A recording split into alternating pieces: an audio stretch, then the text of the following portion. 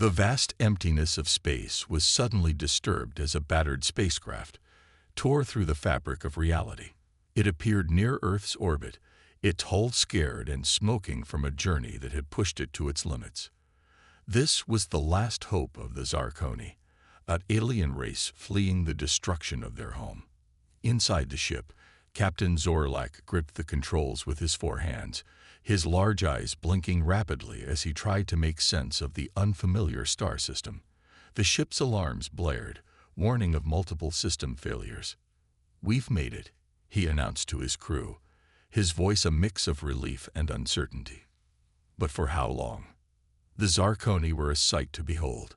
Standing at 7 feet tall, with blue-green skin that seemed to shimmer in the dim light of the ship, they looked nothing like the humans they were about to encounter. Their faces were adorned with delicate tendrils that twitched and curled, expressing emotions that words could not.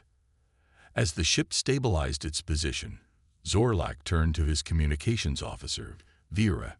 "Send out the distress call," he ordered. "On all frequencies. We have no choice now."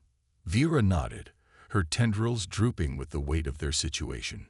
She activated the ship's communication array and began to broadcast their plea for help.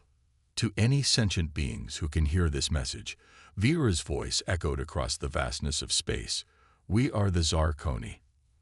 Our world has been destroyed by a cosmic anomaly of immense power. We have traveled far, seeking refuge. Please, we beg for your help. Our resources are depleted. Our ship is failing. We have been turned away by every civilization we've encountered. You are our last hope." The message repeated, broadcasting in various formats and languages, hoping that someone, anyone, would understand and respond. On Earth, the sudden appearance of the alien ship sent the planet's defense systems into high alert. Military bases around the world scrambled fighter jets, while governments convened emergency meetings. The strange message from the ship was quickly intercepted and decoded. At NASA's mission control, Dr. Emily Rodriguez stared at her computer screen in disbelief. "This is not a drill," she announced to her colleagues, her voice trembling with excitement and fear. "We have made first contact." As the news spread, reactions varied across the globe. Some people panicked, fearing an alien invasion. Others were curious and hopeful, seeing this as an opportunity for humanity to prove its worth on a cosmic scale. In New York, the United Nations Security Council gathered for an emergency session. Representatives from every nation argued fiercely about how to respond to the alien visitors. "We cannot risk the safety of our planet by allowing these aliens to land," the Russian delegate insisted, pounding his fist on the table. "But if what they say is true, how can we turn them away?" The Canadian representative countered. "This could be our chance to show that humanity is ready to join a larger galactic community." As the debate raged on Earth, the situation aboard the Zarkoni ship grew more desperate. Captain Zorlak watched as one system after another began to fail. The life support was operating at minimal capacity, and their food supplies were almost gone. "Captain," his science officer reported, "the anomaly that destroyed our world, it's still expanding. If these humans don't help us, it's only a matter of time before it reaches this system too." Zorlak closed his eyes, feeling the weight of his entire species' survival on his shoulders. They had come so far, lost so much. Would this be where their journey ended?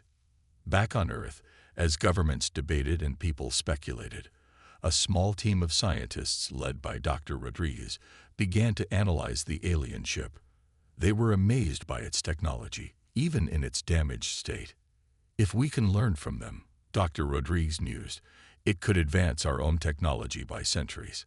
But more importantly, we might be able to save an entire species from extinction." As the hours ticked by, humanity stood at a crossroads. Their decision would not only determine the fate of the Zarkoni, but potentially the future of Earth itself. The question hung in the air, unanswered.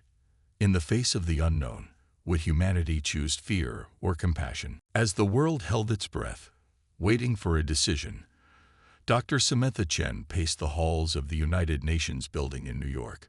Her heart raced with a mix of excitement and anxiety. As Earth's leading xenobiologist, she knew her voice would be crucial in the debate about the Zarkoni's fate. "Dr. Chen," the voice called out. She turned to see the Secretary General approaching.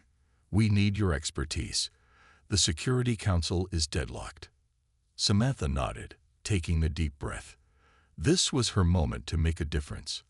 Inside the council chamber, tension filled the air. Leaders from around the world sat around a large table, their faces etched with worry and uncertainty. "Dr. Chen," the Secretary General said, "please share your thoughts on the alien visitors." Samantha stepped forward, her voice steady despite her nerves. "Ladies and gentlemen, we stand at a crossroads in human history. The Zarkoni represent not just an alien species, but a chance for humanity to prove its compassion and worth on a galactic scale." She paused, looking around the room. "Yes, there are risks, but the potential benefits of helping the Zarkoni far outweigh those risks. We could learn from their advanced technology, potentially saving our own planet from future threats." As Samantha spoke, screens around the room lit up with images from the alien ship. The Zarkoni's desperate faces touched even the hardest hearts in the room. "More importantly," Samantha continued, "this is a test of our humanity. If we turn them away, we're no better than the civilizations that rejected them. We have a chance to show the universe that Earth is a beacon of hope." Her words hung in the air, and for a moment, silence reigned. Then, slowly, heads began to nod. The United States representative stood up. "I move that we offer sanctuary to the Zarkoni," he said firmly. One by one, other nations joined in. Even those who had been against the idea began to change their minds. As the final vote was tallied, the Secretary General's face broke into a smile. "It's decided," he announced. "Earth will welcome the Zarkoni." The news spread quickly across the globe. In cities worldwide, people gathered in streets and squares, their eyes turned to the sky. Some cheered, while others prayed, all united in the knowledge that their world was about to change forever. On the Zarkoni ship, Captain Zorlak received Earth's message with disbelief. "They're welcoming us," he said, his voice choked with emotion. His crew gathered around, their tendrils waving with joy and relief. For the first time in months, hope blossomed in their hearts. Back on Earth, preparations began immediately. Fields outside major cities were cleared to create landing zones. Scientists and linguists worked around the clock to prepare for first contact. Dr. Chen found herself at the center of it all, coordinating teams and making crucial decisions. "Remember," she told her colleagues, "we're not just preparing for aliens, we're preparing to make history." As the day of landing approached, a mix of excitement and fear gripped the world. In schools, children drew pictures of what they thought the Zarkoni might look like. In labs, scientists speculated about alien biology. In homes, families discussed how their lives might change. Finally, the moment arrived. Under heavy security, the damaged Zarkoni ship descended from the sky, touching down in a field outside New York City. A hush fell over the watching crowd as the ship's door opened. Captain Zorlak stepped out, blinking in Earth's sunlight. Behind him, his crew emerged, their blue-green skin shimmering. Dr. Chen stepped forward, her heart pounding. This was the moment she had prepared for her entire career. "Welcome to Earth," she said, her voice carrying across the field. Zorlak's tendrils quivered as he responded in carefully practiced English. "Thank you," he said, his voice filled with gratitude. "You have saved us when all others turned away. We will never forget this kindness." As humans and Zarkoni faced each other for the first time, a new chapter in Earth's history began. The road ahead would be challenging, filled with misunderstandings and obstacles. But in this moment, as two species reached out to each other in friendship, anything seemed possible. The watching world held its breath, knowing that nothing would ever be the same again. The first few weeks after the Zarkoni's arrival were a whirlwind of activity and emotion. Refugee camps sprang up around the world, each one a mix of hope and chaos as humans and aliens tried to coexist. In one such camp outside Chicago, Dr. Samantha Chen wiped sweat from her brow as she walked between rows of temporary shelters. The summer heat was intense, and she couldn't imagine how the Zarkoni, used to a cooler world, were coping. As if to answer her thoughts, a commotion broke out nearby. A group of Zarkoni were arguing loudly with some human aid workers, their tendrils flailing in agitation. "What's going on here?" Samantha asked, hurrying over. A young aid worker turned to her, frustration clear on his face. "They refuse to eat the food we've prepared, Dr. Chen. They say it's making them sick." Samantha looked at the Zarkoni, noticing their pale skin. One of them, Krelax, whom she recognized as a community leader, stepped forward. "Dr. Chen," Krelax said, his English still hesitant, "the food, it burns our insides. We are grateful, but we cannot eat it." Samantha nodded, her mind racing. "I understand. We'll figure this out, I promise." As she walked away to consult with the camp's nutritionists, she overheard a group of human residents complaining. "They don't like our food. They can't handle our weather. Why are we bending over backwards for them?" One man grumbled. "Because it's the right thing to do," Samantha muttered under her breath, though she understood the frustration. Cultural clashes were becoming more common as the initial excitement of first contact wore off. In another part of the camp, a group of Zarkoni children were attempting to play with human kids. Their game of catch was awkward, the Zarkoni's 4 arms giving them an advantage that led to arguments. "It's not fair," a human boy shouted. "They're cheating." "We're not cheating," a Zarkoni child replied, her tendrils drooping in sadness. "This is how we are." Watching from afar, Samantha sighed. These misunderstandings were small, but they were adding up, creating tension in the camps. That evening, as Samantha sat in her office reviewing reports, there was a knock at her door. It was Krelax. "Dr. Chen," he said, his voice low, "we need to talk. My people are struggling. Some are talking about leaving Earth, seeking help elsewhere." Samantha's heart sank. "Leaving? But where would you go? The other civilizations turned you away." Krelax's tendrils twisted in a gesture Samantha had come to recognize as sadness. "We know, but some feel we're not welcome here either. The humans. Many look at us with fear or anger." Samantha leaned back in her chair, thinking hard. "Krelax, I have an idea, but I'll need your help." Over the next few days, Samantha and Krelax worked together to organize a cultural exchange program. They set up classes where Zarkoni could teach humans about their culture, and vice versa. In one such class, a Zarkoni artist demonstrated their species' unique form of music, using their tendrils to play a strange, beautiful instrument. The humans watched in awe, many recording the performance on their phones. In another area, human chefs worked with Zarkoni to create new recipes that both species could enjoy. The kitchen was filled with laughter as they experimented, sometimes with disastrous but funny results. Slowly but surely, understanding began to grow.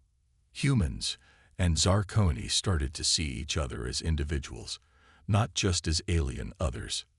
One evening, as the sun set over the camp, Samantha watched a group of human and Zarkoni children playing together. They had invented a new game that made use of the Zarkoni's 4 arms, with human kids riding on their shoulders. Krelax approached, standing beside her. "It's working," he said softly. Samantha nodded, a smile on her face. "It's a start. We still have a long way to go, but this is progress." As night fell, the camp settled into a peaceful quiet. Humans and Zarkoni sat together around campfires, sharing stories of their worlds.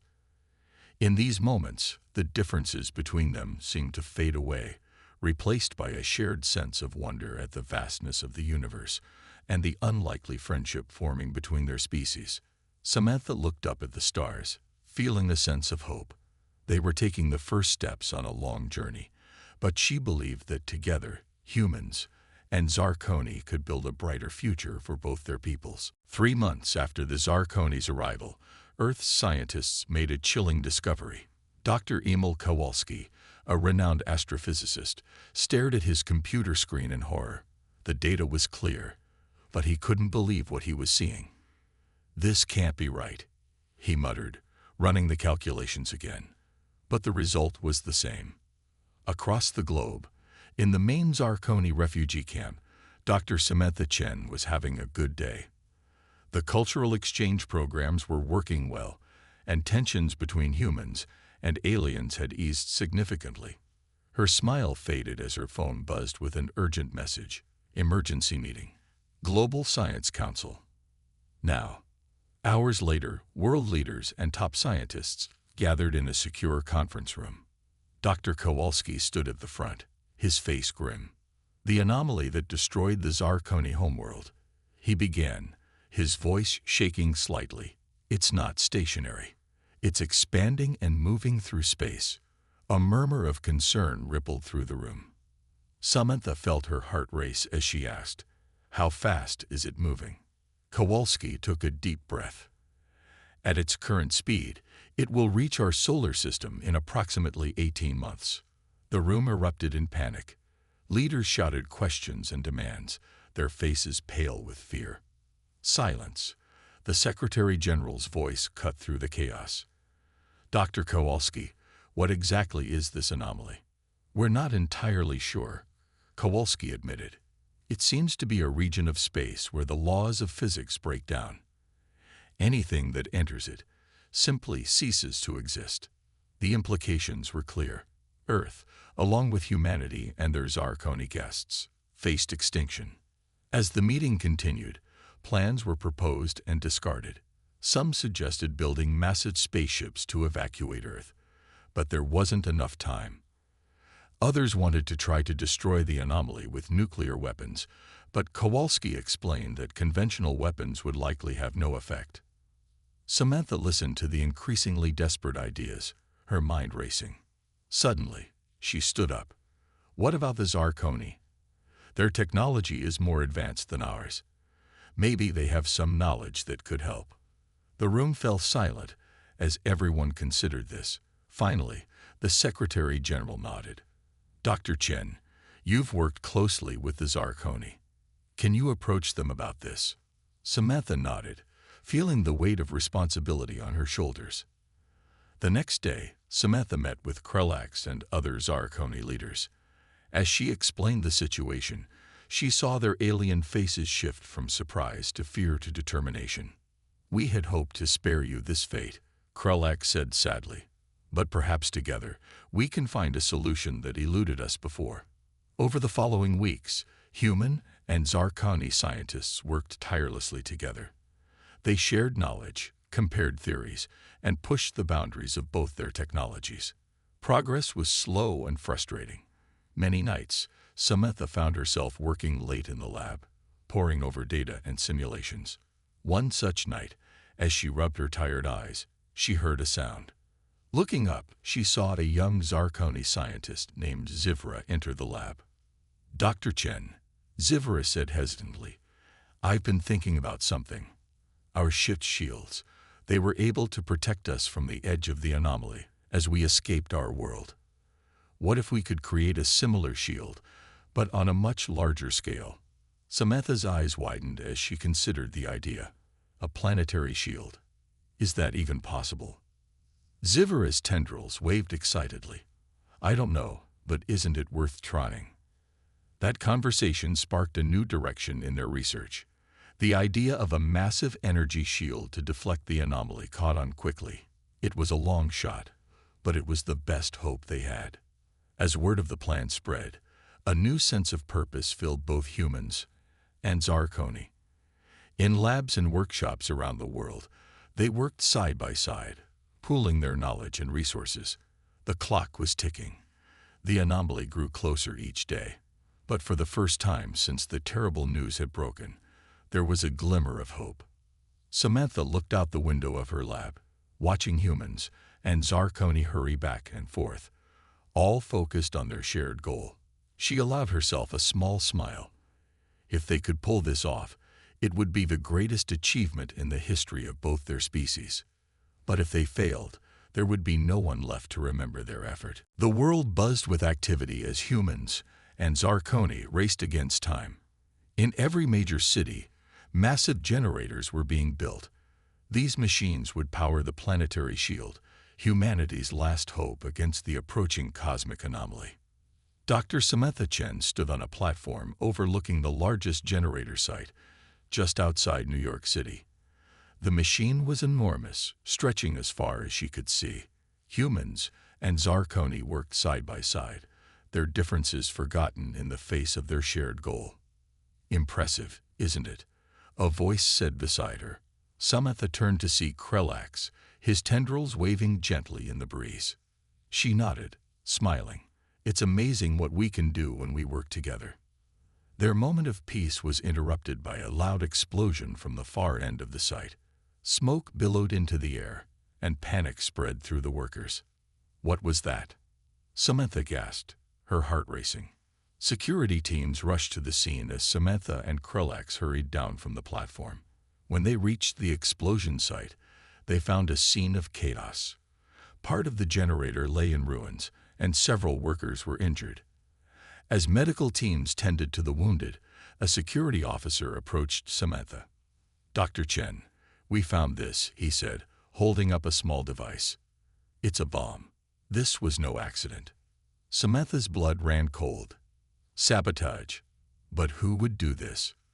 The answer came sooner than she expected. That evening, as emergency meetings were held to discuss the attack, a video appeared on the internet. It showed a group of humans and Zarkoni standing together. "We are the purists," their leader announced. "We believe that humans and Zarkoni should not mix. This shield project is an abomination. We will stop it at any cost." The video spread like wildfire, causing fear and anger around the world. Riots broke out in several cities as people looked for someone to blame. In a secure conference room, world leaders and project heads gathered to discuss the crisis. "We can't let this stop us," Samantha argued passionately. "We're so close to finishing the shield. We can't let fear tear us apart now." "But how can we continue if saboteurs are attacking our work?" someone asked. Krellax stepped forward. "We increase security. We work faster. We show these purists that they cannot break our unity." As the debate raged on, Samantha's mind raced. There was something about the video that bothered her, but she couldn't put her finger on it. Later that night, unable to sleep, Samantha rewatched the video. Suddenly, she noticed something. One of the Zarkoni in the background looked familiar. She called Krellax immediately. "I need access to the worker records for the New York generator site," she said urgently. Hours of searching finally paid off. The Zarkoni from the video was listed as a maintenance worker at the site. "We found our saboteur," Samantha told Krellax triumphantly. But their victory was short-lived. As they prepared to alert security, alarms blared throughout the facility. On the monitors, they watched in horror as explosions rocked generator sites around the world. "No," Samantha whispered, her voice breaking. "We're too late." The next few days were a blur of emergency repairs and heightened security. The sabotage had set the project back weeks, time they couldn't afford to lose. In a bold move, Samantha and Krellax decided to go public with their efforts to catch the saboteurs. They hoped that openness would build trust and encourage people to report suspicious activity. Their plan worked better than they had dared to hope. Tips flooded in, leading to several arrests. The purist movement, exposed to the light of day, began to crumble. As Samantha watched the sunset from her office window, Krellax joined her. "We've overcome so much," he said softly. "Do you think we'll make it?" Samantha looked at him, seeing not an alien, but a friend. "We have to," she replied, "for both our peoples." Outside, the half-finished generators hummed, a testament to what humans and Zarkoni could achieve together. The anomaly was still coming, but now, united, they stood ready to face it. The greatest test still lay ahead, but for the first time, Samantha truly believed they had a chance to survive. The day of reckoning arrived sooner than anyone expected. Earth's most advanced telescopes detected the anomaly entering the solar system, a dark void that seemed to devour light itself. In the Global Command Center, nestled deep underground, Dr. Samantha Chen and Krulak stood side by side, watching a massive screen that showed the anomaly's approach. The room was filled with the world's top scientists and leaders, human and Zarkoni alike, all united in tense silence. Shield activation in T-10 minutes, a voice announced over the speakers. Samantha took a deep breath, feeling the weight of countless lives on her shoulders. Krulax's tendrils brushed her arm gently, a gesture of support that needed no words. Around the world, people gathered in homes, public squares, and refugee camps, all eyes turned to screens broadcasting the event. Humans and Zarkoni stood together, hands and tendrils intertwined, hoping against hope that their combined efforts would be enough. Shield activation in T-5 minutes. In orbit, a network of satellites waited to channel the energy from Earth's generators into a protective bubble around the planet.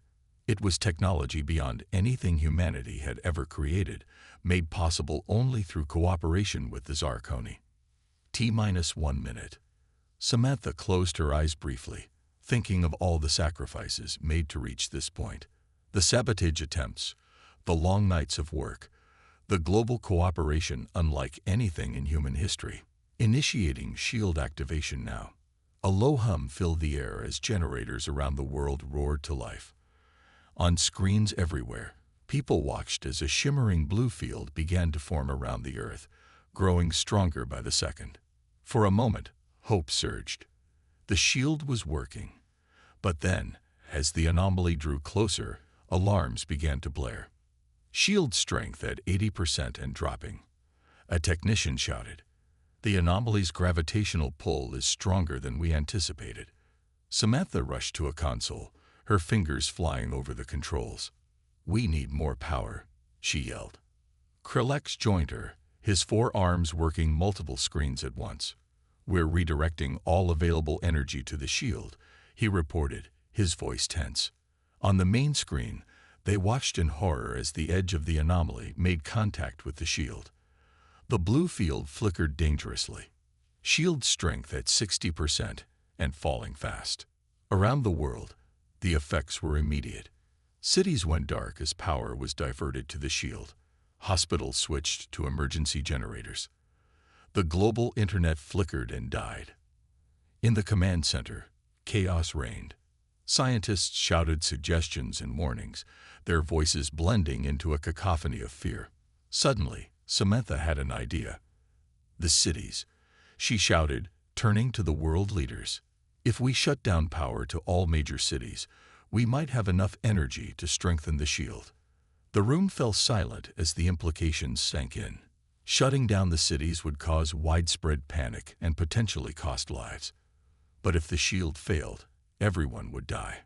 The Secretary General stepped forward, his face grim. "Do it," he ordered. As the orders went out, Samantha and Krulax worked frantically to reroute the extra power. On screens around the world, people watched in terror as their cities went dark, one by one. Shield strength stabilizing at 75%. A technician reported. "It's working, but just barely." For hours, the world held its breath. The anomaly pressed against the shield, testing its strength. In the darkness of powerless cities, humans and Zarkoni huddled together, waiting to learn their fate. Finally, after what seemed like an eternity, a cheer erupted in the command center. The anomaly was moving past them, its edge no longer in contact with the shield. "We did it," Samantha whispered, tears streaming down her face. "We actually did it." Krulax embraced her with all 4 arms, his tendrils waving with joy. Around them, humans and Zarkoni celebrated together, the lines between their species blurred in the face of their shared triumph. As news of their success spread, the world erupted in celebration.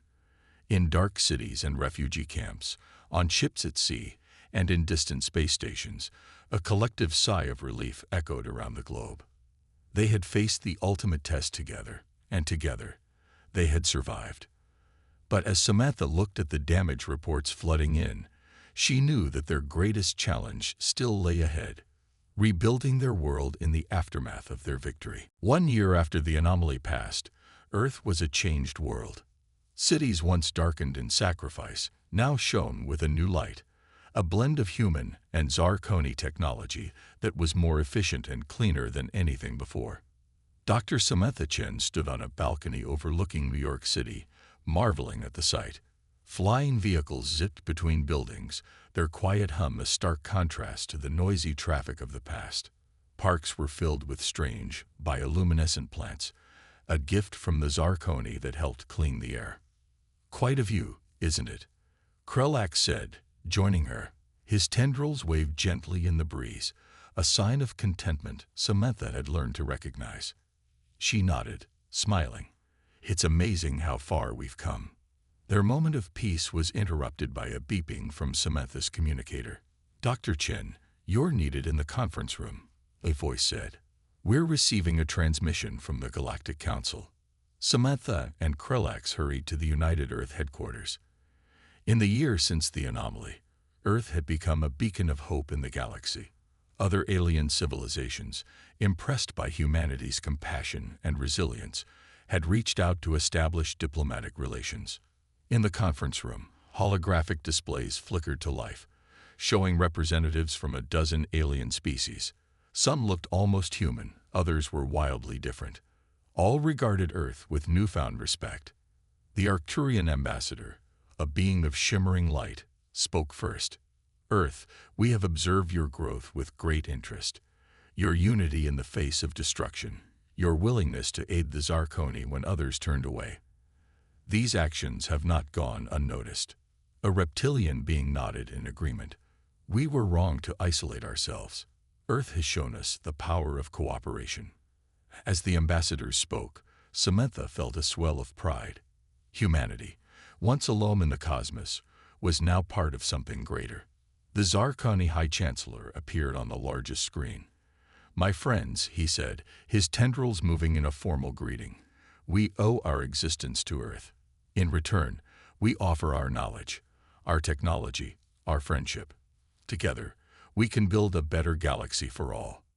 The room erupted in applause and alien equivalents, tentacles waving, bioluminescent patterns flashing. It was a moment of true interstellar unity. As the meeting concluded, Samantha and Krelax walked through the bustling streets of New York. Humans and Zarkoni moved together easily now, their initial awkwardness long forgotten. In a nearby park, children of both species played together, their laughter a universal language. "You know," Krelax said thoughtfully, "when we first arrived, I feared we would always be seen as outsiders. But now you're family." Samantha finished for him, smiling. They passed a construction site where a new type of building was taking shape, a living structure that would grow and adapt to its inhabitants' needs, another product of human-Zarkoni collaboration. In a nearby square, a statue had been erected. It showed a human hand and a Zarkoni hand reaching out to each other. The plaque read, "In memory of all we lost and in celebration of all we gained, together we are stronger." As evening fell, Samantha and Krelax joined a group of friends, human and Zarkoni, at a rooftop cafe. As they shared a meal of foods from both worlds, the conversation flowed freely, full of jokes and stories. Looking around the table, Samantha felt a deep sense of contentment. This was what they had fought for, not just survival, but a chance to thrive, to grow, to build something new and wonderful together. As the sun set, painting the sky in beautiful colors, Samantha raised her glass. "To the future," she said. "To the future," everyone echoed, their voices blending in harmony. In the streets below, life continued. Humans and Zarkoni working, playing, living side by side. And high above, the stars twinkled, no longer distant and cold, but full of possibility and new friends waiting to be met. Earth had taken its first steps into a larger universe, and the journey ahead promised to be more amazing than anyone could have imagined.